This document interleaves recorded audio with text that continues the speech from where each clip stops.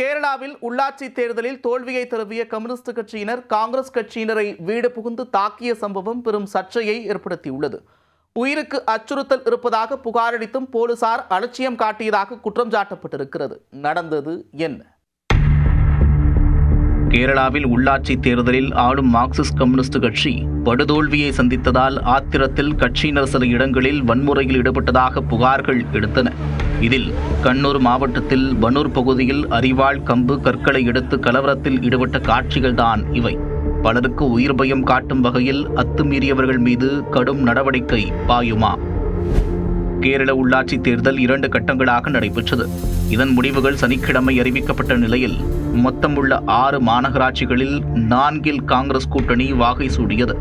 ஆளும் Marxist communist கட்சி 1 மட்டுமே வெற்றி பெற்றது. பாஜக தலைமையிலான தேசிய ஜனநாயக கூட்டணி திருவனந்தபுரம் மாநகராட்சியை கைப்பற்றியது. இதேபோன்று 84 நகராட்சிகளில் 54 காங்கிரஸ் வென்றது. இதனால் இடதுசாரிகள் ஆங்காங்கே தங்களது ஆற்றாமையை வெளிப்படுத்தியதாக குற்றச்சாட்டுகள் எழுந்தது.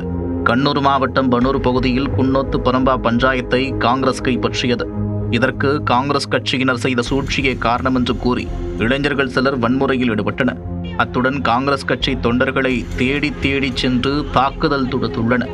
அரிவாள் கம்பு கட்டைகளுடன் உலாவிய அடாவடி இளைஞர்கள் வீதியில் சென்ற சிலரையும் பிடித்து கண்மூடித்தனமாக தாக்கியுள்ளனர். வேட்டியை மடித்து கட்டி சுவரேறி குதித்தவர்கள் வீடுகளுக்குள் புகுந்து அரிவாளை காட்டி மிரட்டி உள்ளனர். மேலும் வீட்டில் சிவனேனு அமர்ந்திருந்தவரை அரிவாளால் வெட்ட பாய்ந்து உயிர் பயம் காட்டி உள்ளனர். பின்னர் அவரை எதுவும் செய்யாமல் அங்கிருந்த கார் மற்றும் இருசக்கர வாகனங்களை அடித்து நொறுக்கினர். ஏற்கனவே பனூர் பகுதியில் அசம்பாவிதம் ஏற்பட வாய்ப்புள்ளதாக காங்கிரஸ் கட்சியினர் புகார் அளித்துள்ளனர். ஆனால் போலீசார் அலட்சியம் காட்டியதால் ஆளும் கட்சியினர் அத்துமீறலில் ஈடுபட்டதாக காங்கிரஸ் கட்சியினர் குற்றம் சாட்டியுள்ளனர்.